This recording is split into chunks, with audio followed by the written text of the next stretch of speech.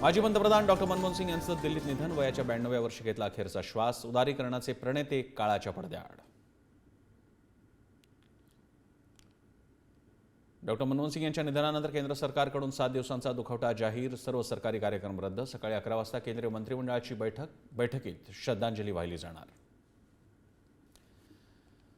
राष्ट्रपती भवन, महाराष्ट्र आणि कर्नाटकातील विधान भवन, मंत्रालयातील ध्वज अर्ध्यावर फडकावून डॉक्टर मनमोहन सिंग यांना श्रद्धांजली अर्पण. दिल्लीसह देशभरातील काँग्रेस मुख्यालयांमध्येही राष्ट्रध्वज अर्ध्यावर फडकवले.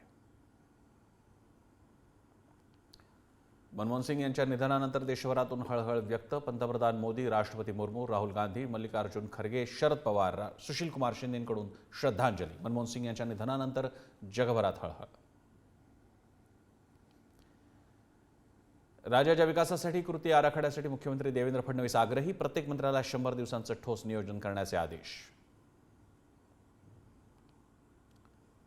26 जानेवारीपासून काँग्रेसची राष्ट्रीय संविधान बचाव यात्रा. बेळगावातील काँग्रेस कार्यकारिणीच्या बैठकीत घोषणा. जय बापू जय भीम अभियानही चालवणार.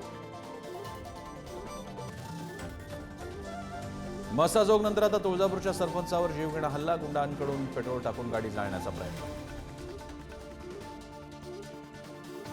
वाल्मिक कराडचा निकटवर्ती कैलास फडला अटक. हवेत गोळीबार केल्याप्रकरणी कारवाई. कोणाची दादागिरी चालू देणार नाही, मुख्यमंत्री फडणवीसांचा इशारा.